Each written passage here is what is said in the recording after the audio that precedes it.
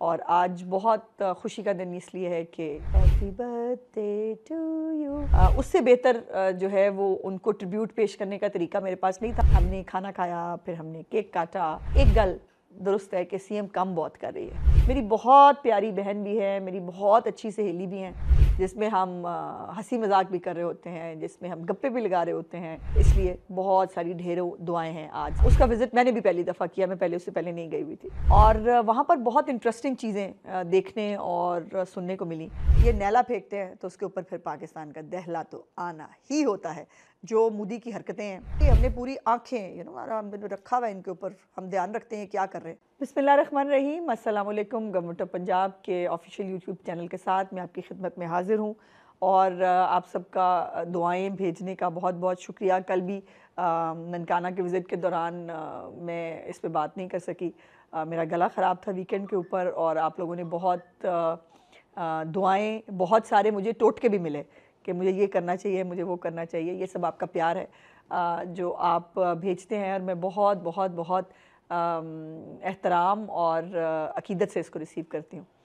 आज बहुत ही ज़्यादा स्पेशल दिन है, सिर्फ़ मेरे लिए नहीं, मुस्लिम लीग नून के लिए नहीं, पंजाब के उन आवाम के लिए कि जिनकी ज़िंदगियों में एक बहुत बेहतरी आई है इस दौरे हुकूमत में, जिनको अद्वियात मिल रही हैं, जिनके घर बन रहे हैं, जिनकी गली मोहल्ले साफ़ हो रहे हैं, लोग पंजाब की मिसालें दे रहे हैं, लोग पंजाब के साथ कंपैरिजन्स कर रहे हैं।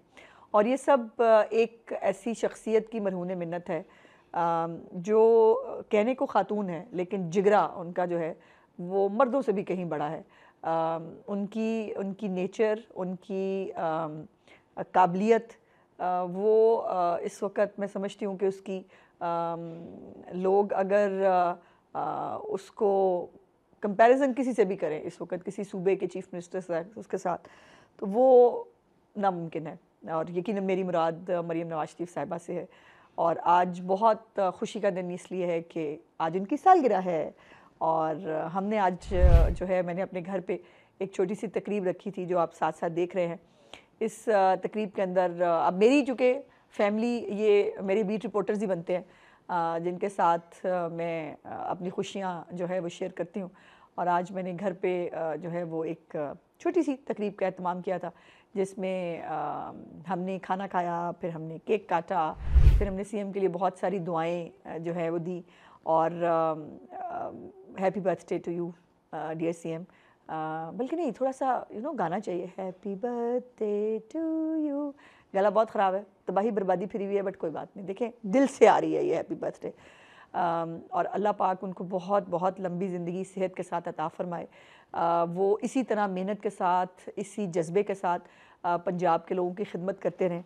और अब तो सिर्फ़ ये नहीं कि किसी पार्टी से किसी का ताल्लुक़ हो तो वो लोग चीफ़ मिनिस्टर की मेहनत का एतराफ़ करते हैं। पब्लिक एट लार्ज जो है वो भी, इवन जो बड़े बड़े ऐसे लोग हैं जो मुखालिफ रहे हैं चीफ़ मिनिस्टर साहिबा के, वो और अभी भी शायद होंगे, लेकिन वो कहते हैं एक गल दुरुस्त है कि सीएम कम बहुत कर रही है, और पंजाब में काम होता हुआ नज़र आ रहा है। और बाकी सूबों के लोग तो चल जब आते हैं तो वो तो फिर उनकी बातें सुनने वाली होती हैं, और इसके ऊपर फिर बहुत सारे लोगों को आपको बताना है कि तकलीफ़ भी होती है। तो ये बात है। मैंने एक क्लिप भी कल ट्वीट किया था चीफ मिनिस्टर साहिबा की बर्थडे के उसके ऊपर। उससे बेहतर जो है वो उनको ट्रिब्यूट पेश करने का तरीका मेरे पास नहीं था। मेरे साथ उनका एक ज़ाती ताल्लुक़, एक प्यार का ताल्लुक़ है। वो मेरी लीडर भी हैं, मेरी चीफ मिनिस्टर भी हैं, मेरी बहुत प्यारी बहन भी है, मेरी बहुत अच्छी सहेली भी हैं। लेकिन जो मैं समझती हूँ कि सबसे ज़्यादा इम्पॉर्टेंट है इस वक्त, उनका टीम मेंबर होना मेरे लिए बहुत एक फ़ख्र की बात है। और इसलिए भी कि जो वो मेहनत कर रही हैं वो मैं कोशिश करती हूँ कि आप तक मैं पहुँचा सकूँ। वो ख़ुद सोशल मीडिया पे बहुत एक्टिव होती हैं, आप उनके क्लिप्स देखते रहते हैं। वो मुख्तलिफ अपने इनिशिएटिव्स जो हैं वो शेयर करती रहती हैं, और ज़ाहिर है जब बंदे ने काम किया हो तो उसको एक होता है कि उसकी अप्रिसिएशन जो है वो उनको मिले। तो आज उनकी सालगिरह के मौके पे बहुत सारी बातें हैं जो उनके बारे में की जा सकती हैं या करनी चाहिए, लेकिन ये मैं ज़रूर बता दूं कि वक्त के ऊपर जब वो चीफ़ मिनिस्टर होती हैं तब वो बहुत सख्त चीफ़ मिनिस्टर होती हैं। बिल्कुल उनकी टाइमलाइंस उन्होंने दी होती हैं, हर बंदे को काम असाइन होता है और उसका पूछगछ होती है कि आपने ये काम किया है कि नहीं। ये वो जो पहले होता था ना तरीकाकार की ब्यूरोक्रेसी जो है, वो एक मीटिंग की और उसके बाद मीटिंग करके ए जा ओ जा, ऐसा नहीं होता। उन्होंने बाकायदा टाइमलाइन दी होती है, टाइमलाइन देने के बाद वो दोबारा उसकी मीटिंग लेती हैं और पूछती हैं कि इस काम का क्या हुआ। तो जहाँ उनका एक ये रूप है कि वो बहुत एक एक बहुत प्रोफेशनल, एक बहुत डेडिकेटेड चीफ मिनिस्टर हैं। दूसरी तरफ बहुत स्वीट है उनके साथ। ये जो एक हमें कभी कभार सारा जब हम काम कर लेते हैं ना, या वो बातें हैं जो शायद पब्लिकली कभी आप तक नहीं पहुंची, जब हम अपना काम काज कर लेते हैं, कहीं शहर से बाहर गए हुए हैं, पूरी एक्टिविटी हो गई है, हम वापस आ रहे हैं, तो फिर हम हमारे एक मी टाइम शुरू होता है जिसमें हम हंसी मजाक भी कर रहे होते हैं, जिसमें हम गप्पे भी लगा रहे होते हैं, जिसमें मुख्तलिफ़ तरह की गुफ्तगू जो हो रही होती है, और हम कपड़ों की बातें भी करते हैं, इसमें कोई दूसरी राय नहीं। और एक एक ये साइड उनकी जो है ना, ये लोगों से छुपी हुई है कि देखने में लगता है कि चीफ मिनिस्टर जो हैं वो बहुत बहुत अपने में रहने वाली हैं, या वो बहुत सख्त होंगी, या बिल्कुल भी ऐसा नहीं है। सख्त हैं काम के मामले में, अदरवाइज़ बहुत स्वीट हैं, बहुत दर्द दिल रखने वाली एक काइंड हार्टेड खातून है, और इसलिए बहुत सारी ढेरों दुआएं हैं आज सालगिरह के दिन उनके लिए। और दूसरा जो अब पोर्शन है हमारे आज के इस व्लॉग का, वो भी बहुत स्पेशल है। और वो स्पेशल ये है कि कल हम ननकाना साहब गए थे, और ननकाना साहब में हमने जो जन्म स्थान है गुरु नानक का, बाबा गुरु नानक का, उसका विज़िट मैंने भी पहली दफ़ा किया। मैं पहले उससे पहले नहीं गई हुई थी, और वहाँ पर बहुत इंटरेस्टिंग चीज़ें देखने और सुनने को मिली, जिसमें बहुत सारे एक्सक्लूसिव क्लिप्स भी आप देखेंगे जो आज से पहले आपने किसी ने नहीं देखे होंगे। और the major dispute between Hindu community and Muslim community, इनकी इंतकाल पे यही रहा कि ये मुस्लिम थे या हिंदू थे। इसी वजह से नारोवाल के अंदर वो जो उस वक्त इशू क्रिएट हुआ 550 साल पहले, 500 साल पहले, तो मुसलमान इनको दफनाना चाहते थे और हिंदू इनको जलाना चाहते थे। तो फिर वो डीसी उस वक्त के जो थे, उन्होंने ना मुसलमानों को दिया ना हिंदुओं को दिया। और ये क्योंकि लड़ाई झगड़े का खदशा था, तो वहाँ पे पुलिस को डिप्यूट कर दिया गया, और वो बॉडी वहीं पे रही। और सुबह के टाइम जैसा तो मुस्लिम और हिंदू आए जत्थों की शक्ल के अंदर, तो वहाँ पे बॉडी नहीं थी, सिर्फ फूल थे। आधे फूल हिंदुओं को दे दिए गए और आधे फूल मुसलमानों को दे दिए गए। और इसी से जो मैडम ये घट्टा मिट्टी वगैरह, इसके अलावा शॉपिंग बैग, ये वो खिलते थे उसको, उसके लिए। मैडम ये बड़ी इंटरेस्टिंग चीज़ है। ये जो पीछे आपको नज़र आ रहा है, ये गुरु ग्रंथ साहब का एक पेज सुबह खोलते हैं ज्ञानी जी, जो यहाँ पे वो पेज निकलेगा उसको यहाँ पे डिस्प्ले पे लगा दिया जाएगा। और इसके अंदर हुक्मनामा है। आज का हुक्मनामा पूरी दुनिया के अंदर यही पढ़ा जाएगा, और ये सर्कुलेट पूरी दुनिया भर के अंदर होता है। जन्म करके इसनों ਆਪਾਂ जन्म स्थान कहते हैं। गुरु साहब का जन्म तो पहले इस ਜਿਹੜਾ इलाके का ਜਿਹੜਾ नाम है, ਜਿਹਨੂੰ ਅਸੀਂ ਨਨਕਾਣਾ ਸਾਹਿਬ ਕਹਿੰਦੇ ਆ, ਰਾਏ ਪੋਈ ਦੀ ਤਲਵੰਡੀ, ਜਗੀਰਦਾਰ ਭੱਟੀ ਫੈਮਿਲੀ ਦੇ ਰਾਏ ਬਲਾਰ ਉਹਨਾਂ ਦੇ ਨਾਮ ਤੇ ਸੀ। ਫਿਰ ਜਦੋਂ ਉਹਨਾਂ ਨੇ ਗੁਰੂ ਪਾਤਸ਼ਾਹ ਜੀ ਦੇ ਨਾਮ 750 ਮਰਬਾ ਜ਼ਮੀਨ ਕੀਤੀ, ਉਹ ਬੜੇ ਮੁਤਾਸਰ ਸੀ ਬਾਬਾ ਜੀ ਤੋਂ, ਉਹਨਾਂ ਨੇ ਕਰਾਮਾਤਾਂ ਦੇਖੀਆਂ, ਉਹਨਾਂ ਦੀ ਸੰਗਤ ਕੀਤੀ। ਸੋ ਉਹਨਾਂ ਨੇ 750 ਮਰਬਾ ਜ਼ਮੀਨ ਬਾਬਾ ਜੀ ਨਾਲ, ਜਿਹੜੀ ਅੱਜ ਵੀ ਇਸ ਗੁਰਦੁਆਰਾ ਸਾਹਿਬ ਦੇ ਨਾਮ ਤੇ ਹੈ। ਇਸ ਤਰ੍ਹਾਂ ਫਿਰ ਇਹਦਾ ਨਾਮ ਜਿਹੜਾ ਹੈ राय पोई दी तलवंडी तो नानक आना रखा है। नानक आना इन्होंने नामत हुई।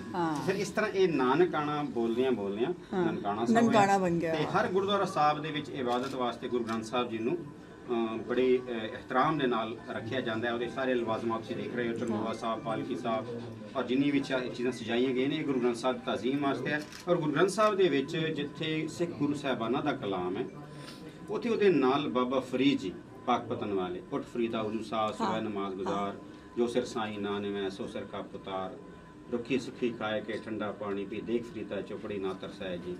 यानी जिंदगी दे मुआशी इफ्तार ते उन्हां दा जो फलसफा और रब दे नाल जुड़न वास्ते जो उन्होंने ਉਹਨਾਂ ਦਾ ਹੁਕਮ ਹੋਇਆ। ਸੋ ਬਾਬਾ ਫਰੀਦ ਦਾ ਕਲਾਮ, ਭਗਤ ਕਬੀਰ ਜੀ ਦਾ ਕਲਾਮ ਹੀ ਗੁਰੂ ਗ੍ਰੰਥ ਸਾਹਿਬ ਵਿੱਚ। ਔਰ ਤੁਸੀਂ ਜਿਹੜੇ 4 ਦਰਵਾਜ਼ੇ ਦੇਖ ਰਹੇ ਹੋ, ਕਿੱਥੇ ਵੀ ਤੁਸੀਂ ਚਲੇ ਜਾਓ ਦੁਨੀਆ ਵਿੱਚ ਗੁਰਦੁਆਰਾ ਸਾਹਿਬ ਹੋਏਗਾ, 4 ਦਰਵਾਜ਼ੇ ਹੁੰਦੇ ਨੇ। ਇਹਦਾ ਮਕਸਦ ਗੁਰੂ ਸਾਹਿਬਾਨ ਜੀ ਨੇ ਇਹ ਰੱਖਿਆ ਕਿ ਇੱਥੇ ਕੋਈ ਤਫਰੀਕ ਨਹੀਂ ਹੈ, ਇੱਥੇ ਕੋਈ ਜ਼ਾਤ ਪਾਤ ਵਰਨ ਵੰਡ ਮਜ਼ਹਬ ਦਾ ਕੋਈ ਇੱਥੇ ਮਤਲਬ ਨਹੀਂ ਹੈ।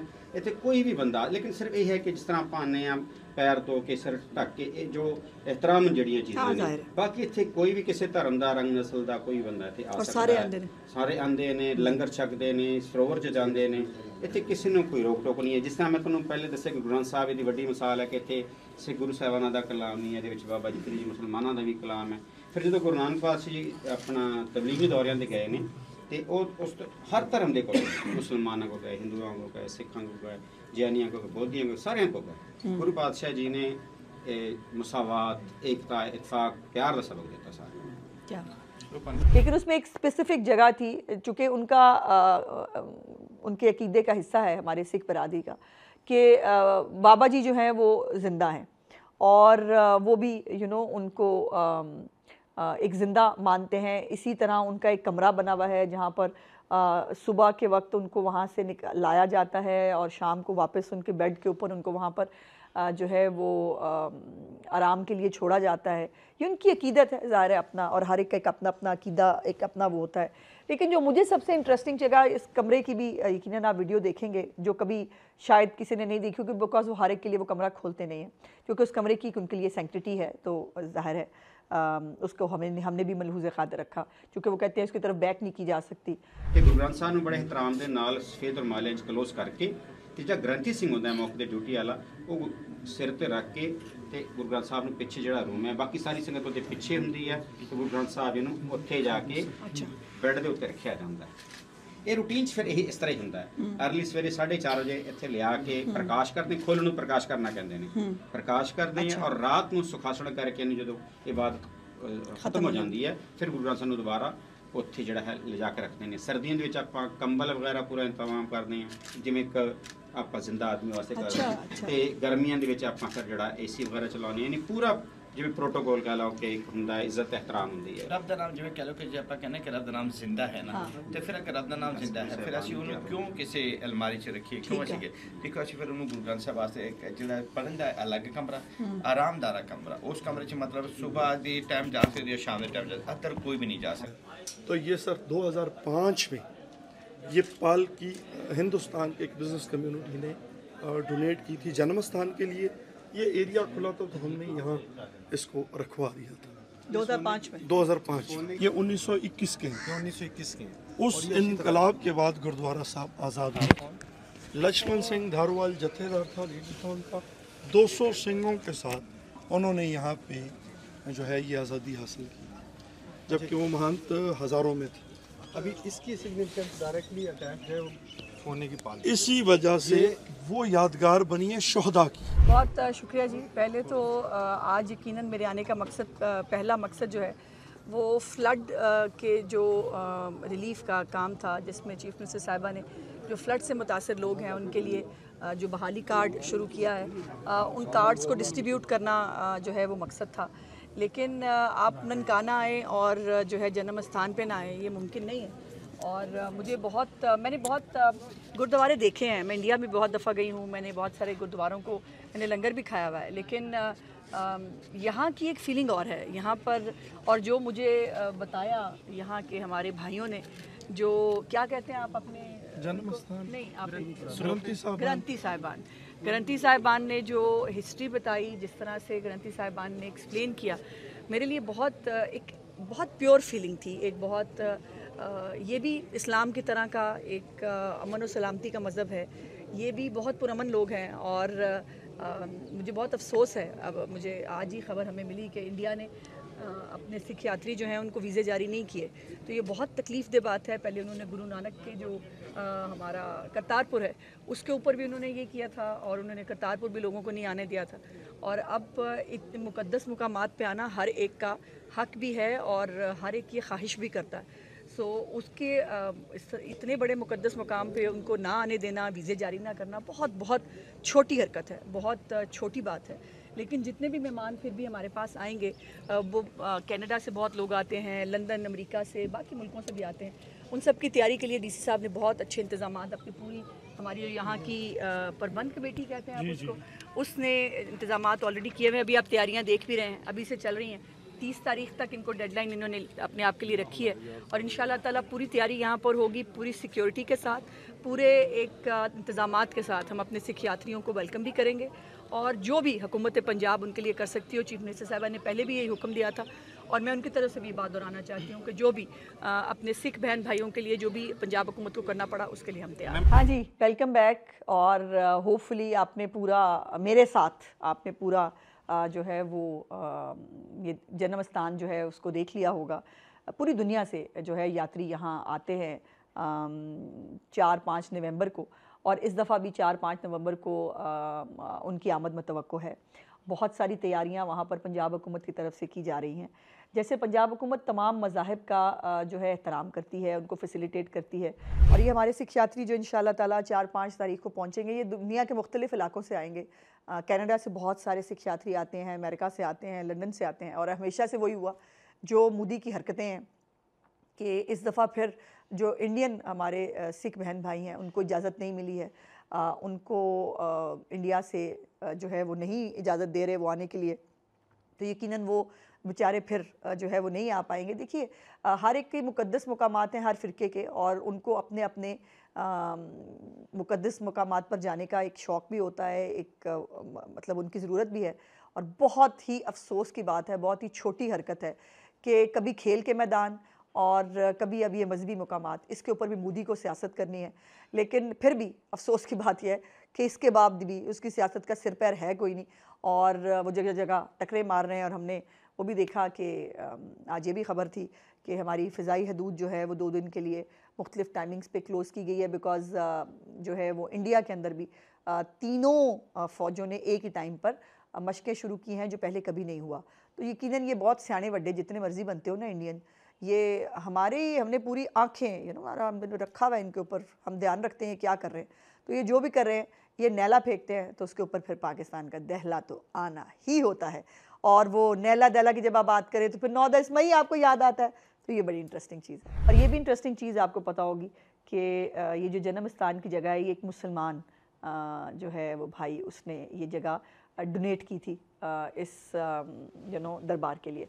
तो यही है हमारा मुल्क, यही है और यही उसकी सेंस थी कि तमाम अकीदे, तमाम फ़िरके, तमाम मसलक इकट्ठे जो है वो पाकिस्तान के अंदर रहेंगे। और बाय द वे इस जन्म स्थान के बिल्कुल मतलब सामने दिख रहा था एक मस्जिद और मैंने निकलते ही कहा, मैंने कहा कि ये है पाकिस्तान, कि जिसमें गुरु नानक साहब का अपना जो दरबार है उसके साथ सामने जो है वो मस्जिद है और सब लोग वहाँ पर जो अपने अपने अकायद के मुताबिक ज़िंदगी गुजारने के लिए आज़ाद हैं।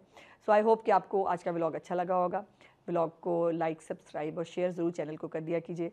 व्लॉग देखने का बहुत बहुत शुक्रिया। खुदा हाफ़िज़।